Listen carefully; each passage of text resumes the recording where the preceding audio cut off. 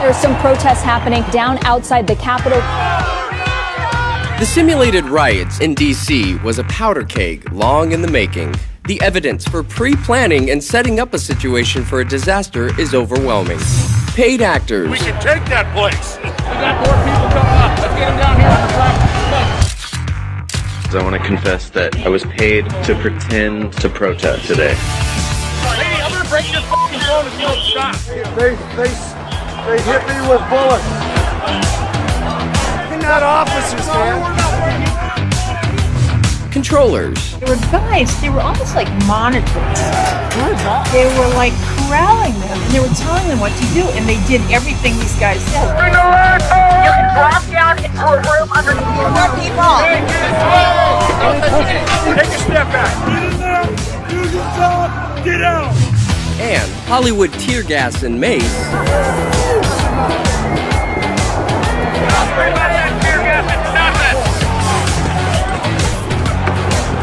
All on display for hundreds of professional photographers conveniently on scene.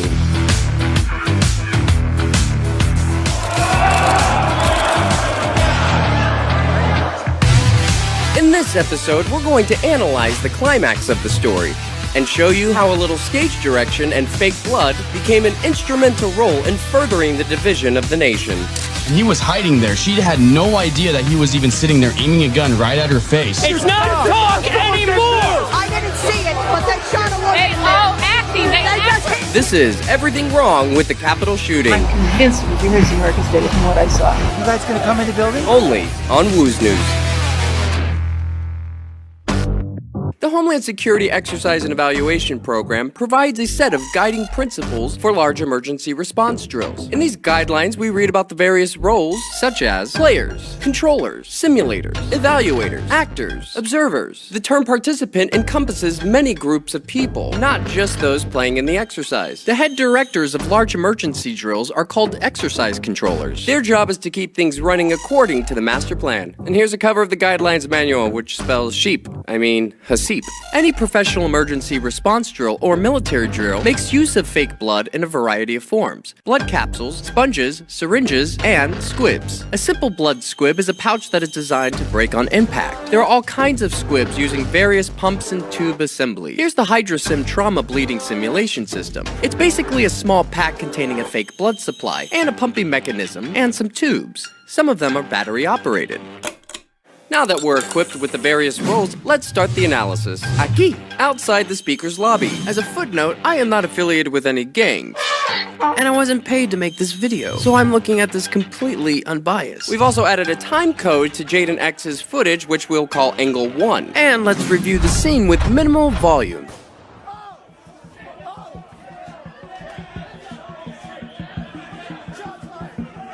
You'll notice how much chaos is happening on screen, yet our eyes are fixed to the woman because that's what we're here to see. No one seems to be concerned with being the next target. It's bang, action. It should be noted that everyone in the room knows what's going to happen. They all play towards the camera. Now, let's take a look at some of our characters. Adam Gray, our photographer. Taylor Hanson, Vetter, Rufio, Fredo, Yellow, Data, Jaden, Thomas Barani, Ninja/Evaluator, Secret Agent Man, or as I like to call him, Sam, Medic/Controller, Parrot Blocker, Shades, Red, SWAT 1, and SWAT 2, Frickin' Frack, and our star, Rabbit.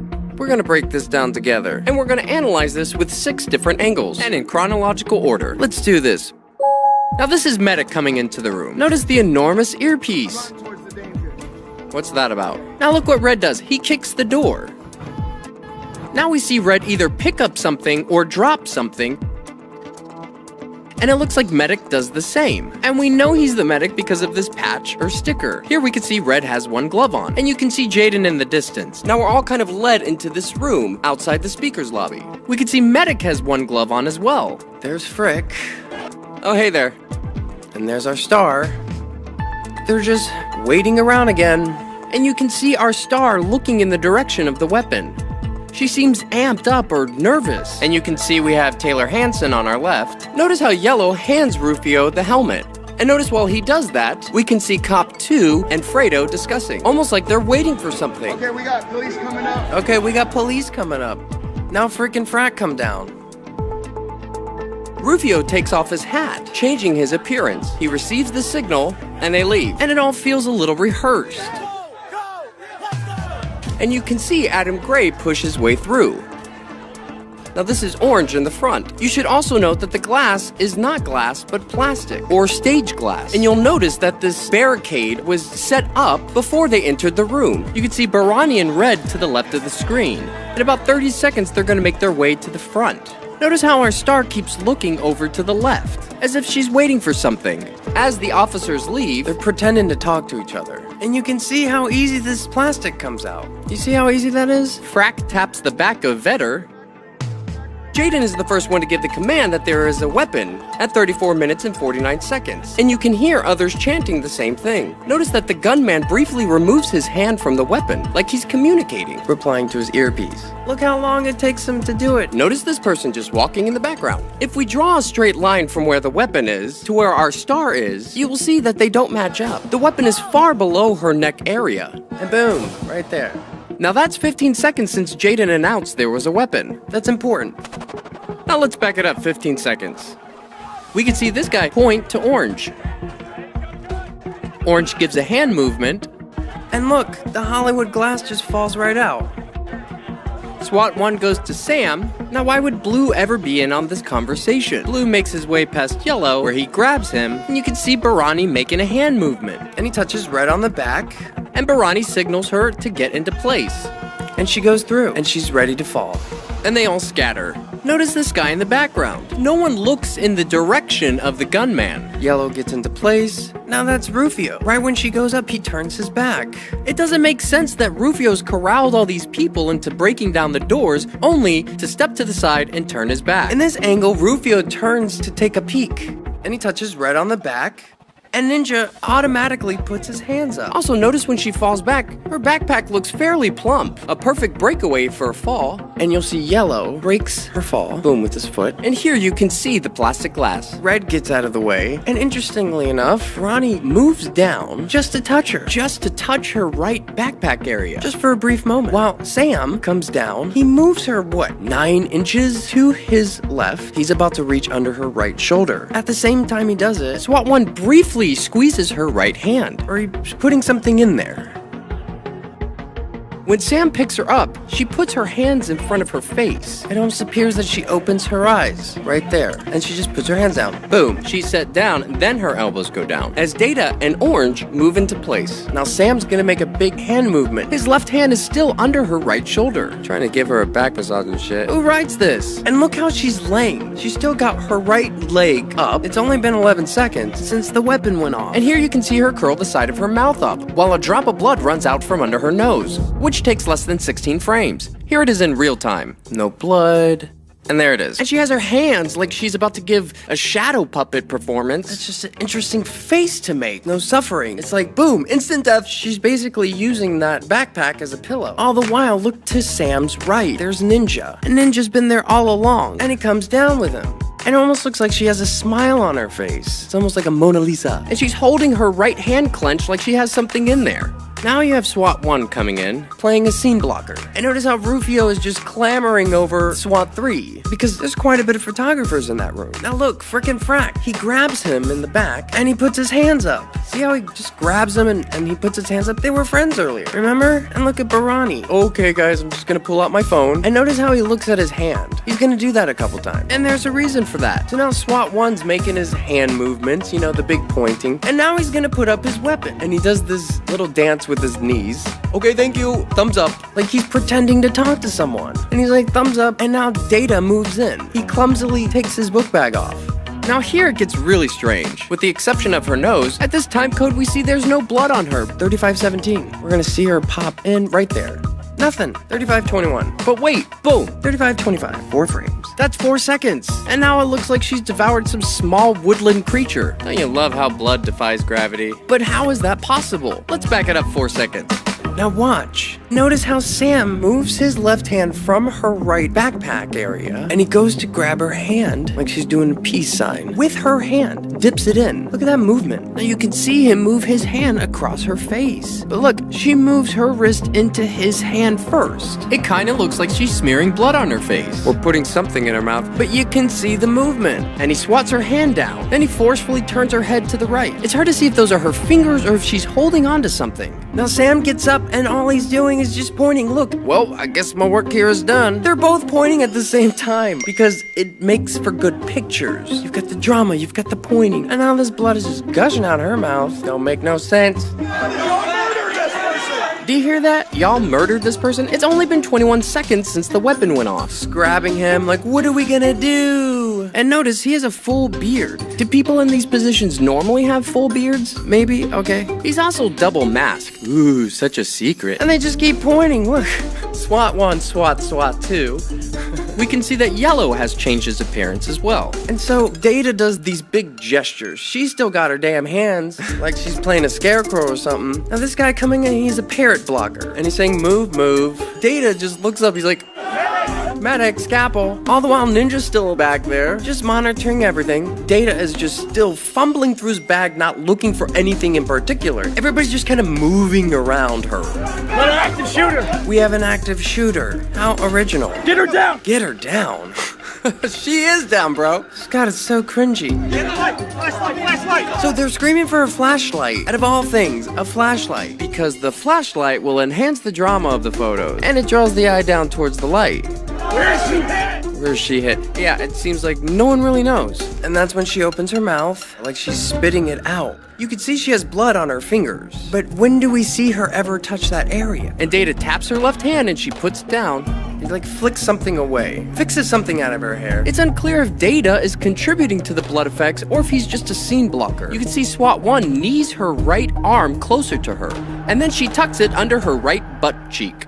So this is the medic. He identifies himself as the medic. Notice that wonderful earpiece he has on. And let's see the various ways he tries to save her. Medic puts his water bottle down. SWAT 1 just grazes her. Everybody's just grazing her. Parrot blocker getting up in there. And so medic pulls down the flag that's tied around her neck. And notice he only had one glove coming into the room, which is very interesting. Look, when he does this move, she opens her mouth briefly, or she says something. So he's only using one hand, and she just lets some of the blood out of her mouth. Thank God for capsules. And her eyes she's looking at things, where before she was just looking straight ahead. At the same time, you can see them just hanging out. And here comes the scene blocker cop. Now Ninja's either just making hand movements for the camera or he's giving directions to SWAT 1. And SWAT 1 is just fumbling around with this little napkin, this little toilet in a baggie. Notice how Medic tucks this, what looks to be a cell phone, in between Data's knees.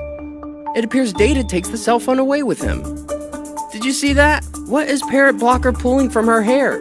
And here he puts it into his pocket. Parrot Blocker shouts to SWAT that he's a medic, yet does nothing. You can start to see his very small pool of blood, like the size of a cookie, right where Sam's hand was. That's when they all come out. Get back! We can't save her! Get the f*** back! We can't save her! We gotta get EMS here, guys. Now, notice Ninja just randomly puts his hands up. The cops have been next to him this whole time, and now he's putting his hands up. It's for the camera. She's dead. I caught her phone. Her eyes. Did you hear Jaden? Because he keeps repeating it over and over. He's saying the light faded from her eyes. They're all gaslighting because they know the audio is going to be recorded. So they're all kind of pointing and overacting and fumbling in their little corners. 3621, Taylor Hanson smiles. Look at Shades. And Fredo has no one to talk to. He's got nothing to do right now. And SWAT 1 and SWAT 2 are still fumbling with this stupid fucking bag. What is that, little gauze? So he's just tugging it along on the flag kerchief. Everybody's grabbing for her neck. What's that? That's Medic's hand. Do you hear the scrunch as he squeezes? And then Medic comes in. It almost looks like Medic hesitates, and then he comes in. Now we see this very small pool of blood. See how there's just a small passive blood stain? It leaves no trail or indication of a direction. There's no spine, satellite, or elongation tails. There's no cast off. There's no arterial spray or expirated spatter, which makes the use of a blood squib in her backpack and around her neck the most plausible explanation, which could be why during this whole ordeal they never untie the flag. She's gone, man. We're gonna see that cap, black hat cap. He's still just looking for a pulse, but he just declared that she wasn't there. And now look, he clearly has blood on his fingers. And he turns his fingers around and looks at them. And he just wipes them on the flag. Look, he just wipes them on the flag. And he moves it out of the way. And that's when SWAT 1 comes in with his little towelette. Dab, dab, dab. Dab, dab, dab, dab, dab. Like this is fucking ASMR or some shit. At the same time, he snaps another photo. Barani's faking a call, looking at his hand. And there's Jaden, and Ninja just ninjas his way over to us. Scene blocker, cop blocks, parrot blocker. Hey, what's going on? Who's that? Oh, he's got a radio. Maybe he'll call for help. No one's doing anything. Medic stands up. See, he's the medic with that sticker. And there's Adam Gray, taking all the photos. And it appears the clock reads 2:47. Fredo still has nothing to do. Now look, it's frickin' Frat. They're still hanging out. Frick sees the camera and begins acting again. Yep, we're still rolling. What? Got blood on the floor. Yeah, and not that much. Now that's Yellow saying that. Oh, Vetter, bless your heart. And now look at Rufio with his hand on top of his head like, oh, it's such a shame. Oh. Barani puts his hand around Red. There's the famous photo.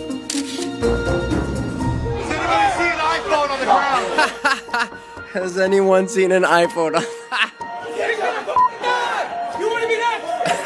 Nobody's doing anything. Everybody's just hanging out. Angry lady number 1, she's just there to scream at them. Now notice they're still taking photos of her in the background, yet no one has done anything. She's dead, she's dead. Hanson in the background, he's got his footage. This is, oh no, we'll see him later. Barani motions to medic, and now Fredo motions for Bike Cop 1. Look, more pointing, more big hand movements. Do you see any blood on Sam right now? He put gloves on, and he's got little paper towels, or something. Maybe it's a script. They're still just getting all the pictures. Shades is making his big hand movements. Oh, he's grabbing Barani, but notice Barani puts his hand on his back, where he grabs him, and he lets go. Big hand movements. It's Jazz Fingers. And there goes Adam Gray. What's up, bro? Who later gets fake arrested. And then Red is pushed out with Data.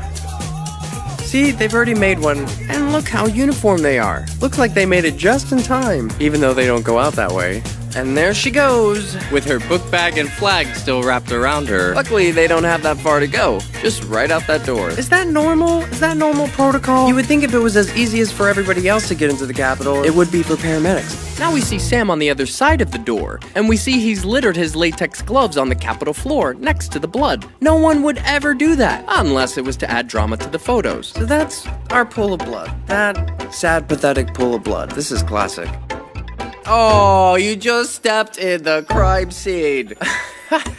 Guys, you can't make this stuff up. I think he does do it intentionally, because it creates a transfer pattern from the heel of his boot. It adds drama to the photos. He intentionally does that. Is that a cop? Come on, guys, is that a cop? Are these cops? And now they put the black ski cap over the blood. They've got the photos. And that's the guy who stepped in it, now changing his appearance. And those are the sad, pathetic droplets from one malfunctioned squib. Now, let's take a look at the aftermath. Oh no. And so they're all just echoing the same thing over and over again. They're getting everybody to spread the word. They just killed the girl! He's trying to go right in the goddamn stomach. I thought it was supposed to be her neck. He's shooting kids. They shot a girl in there.